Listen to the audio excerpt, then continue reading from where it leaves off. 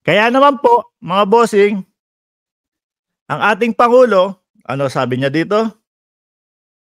Ang ating Pangulo, hindi ko na inilagay diyan eh. Ini-screenshot ko na lang dito.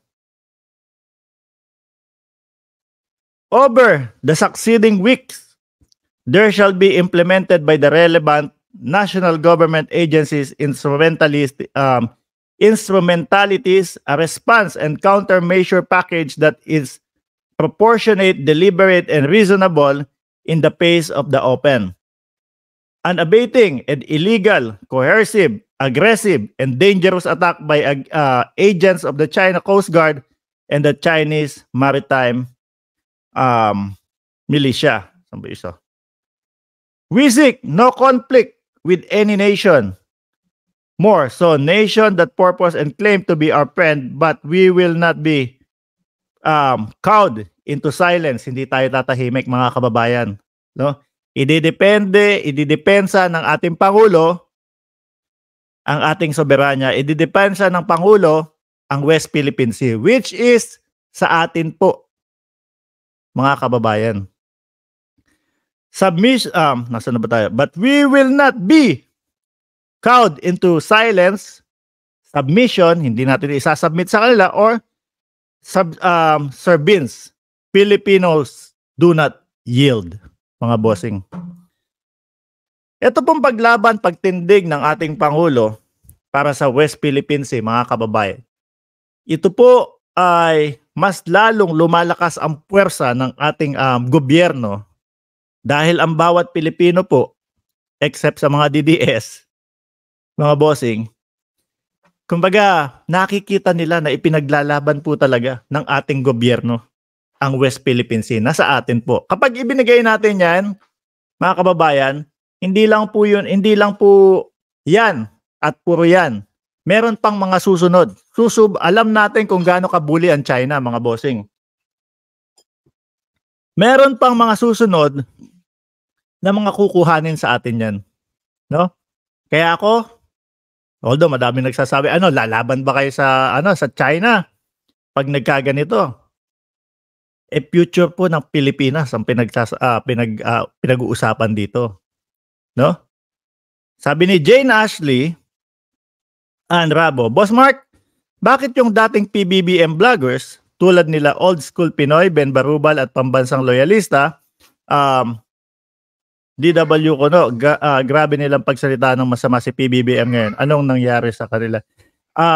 Ma'am Jane, kasi iba-iba din po kasi ang paniniwala eh. No? Hindi ko din po sila masisisi kung gano'n yung nakikita nila, kung gano'n yung nagiging interpretasyon nila. Pero, ang natutuwa ako, mga kababayan, bilang kami po kapwa vloggers, magkakaibigan po, no? Kaibigan ko pa din sila Old School Pinoy, nakakausap ko si Pambansang Loyalista, nakakausap ko, hindi nila dinadama yung pagiging magkakaibigan namin. Kumbaga, dyan kayo yan yung paniniwala nyo, eto naman kami. Pero walang awayan sa side namin. Hindi yung, ito, ganyan, di na tayo bate. Wala pong ganon. Kaya, okay po, no, para sa akin. Saludo po ako doon sa pagtindig ng ating Pangulo dito sa West Philippine Sea, mga kababayan. Kasi dito natin hihinto, stop, no? Stop na yung pambubuli na yan. Stop na yung mga panghaharas sa atin na yan. Pag hindi mo o pag pinabayaan mo lang, kagaya nga nung gentleman's agreement, argabyado, ang ending po, mga kababayan, lalamunin tayo unti-unti niyang mga yan. Lalamunin tayo unti-unti. At the end of kumbaga, ilang mga taon pa, malamang sa alamang, sakop na tayo ng mga yan. Bossing, di ba? Yun yung dapat mga ina-analisa natin, na-analyze natin, although hindi pa nangyayari, pero dapat nababasa na po natin ngayon pa lang. Kagaya na lang po niyan, yung gentleman's agreement. No? Mainit na mainit po talaga yan eh. Kung makita nyo, mga boss, nung nag-agreement sila, kung totoo man yung sinasabi ni Maharlika, eto na lang ang choice natin para hindi magkagera that time. No? That time, yun na lang daw po ang choice. Ewan ko kung bakit naging yun na lang ang choice. So mga kababayan, nag-agree, tubig at pagkain lang. Pero hindi nila na-realize na paano kapag kailangan ng kumpunehin. Sa barko na lang tayo mag-focus, sa barko na lang po. Paano pag kailangan kumpunehin yung barko, yung Sierra Madre, mga kababayan. Bawal magdala ng mga ganun ng mga pangkumpuni, mga pang-repair So ano po ang iisipin nyo nun? Unti-unti nang matutunaw yun. Sa isang makina, sa isang sasakyan, mga kababayan, pag may nakita kang maliit na sira, although talagang lumang-luma na po yung Sierra Madre, mga bossing di ba? Pag may nakita kang maliit na problema at hinayaan mo, after few months, talagang sobrang sira na yun. Ayaw nilang payagan. Ano po nakikita nyong future nun? After 2 years, 3 years, wala na. Sira na yon. Pag nasira na po yun, ng tuluyan, what's the next? Ang susunod po nun, mga boss, hindi na gagana. Hindi na magagamit ng Pilipinas. Hindi na pwedeng pambantay ng Pilipinas. Lugi. Noong panahon na yon, mukhang okay lang. Diba? Mukhang okay lang. At least nakakapagpadala. At least may bantay tayo. Diba? At least may bantay tayong BRP, Sierra Madre dyan. Yun. Pero kung i-analisa mo, wait lang, paano pag nasira to? Which is ngayon po, nararamdaman na natin.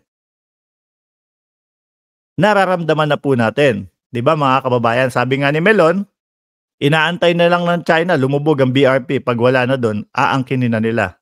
Yes, correct po. Sabi ni Deminold Vlog. Thumbs up dan. Salamat po. Ayan. Ganun na nga po yung mangyayari mga kababayan. Kaya uulitin ko, ako'y sumasaludo sa ating presidente sa pagtindig. Kasi dito pa lang po, end na natin yan. No?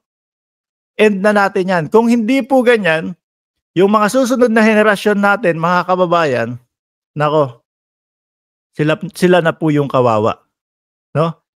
Halos siguro sakop na sila ng China, mga bossing. Ayaw natin pasakop, meron tayo sariling di ba? Meron tayong sariling bansa, which is ayaw nating mangyari. Kaya nga po, yung iba, kaya kung susuportahan nila yung gentleman's agreement na yon, pasensya na po doon sa word na sasabihin ko, pero parang walang mahina ang sentido komon. Sabi ni Asyong Askal, ayan, hindi siya gentleman's agreement. Pabor lahat sa China ang pinasok. O gays agreement. Di ba? Nandun lahat talaga po mga bossing. Bawal magdala ng mga malalaking struktura na sa tingin nila makakapagtayo ng building o kahit na anong base militar o kahit na Di po ba? Pero sila, patuloy-tuloy lang po sila ng pagtatayo kung ano man yung gusto nilang itayo. Di po ba? Kaya yung pagtindig po ng Pangulo, para sa atin po lahat yan, para po sa mamamayang Pilipino yan. Sabi tuloy ni Divina Balmores, matapang lang magsalita, mga Duterte, duwag din naman. Yan. Di po ako DDS, pero ramdam ko kung gaano nila ginigipit si Duterte at Pastor Kibuloy. Sana rule of law ang pairalin sa bansa natin. Justice for SMNI daw po, sabi ni Kiko Velasco. Pinagplanuhan na yan. Ayaw pumindot na to. Ayan, sabi. Totoo. Pinagplanuhan na yan. Pinagpaplanuhan na yan. Lagyan ng base militar dyan sa tabi ng BRP. Pinipilan lang ng mga hinayupak na pinipigilan lang ng mga Chineses lahat ng pabor na sa kanila na ano gagawin natin? Titihaya. Parang yun po, no?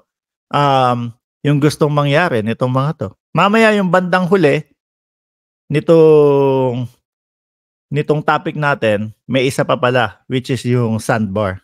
Sandbar maliit lang po pero importante. Papaliwanag ko kung bakit importante po, mga bossing.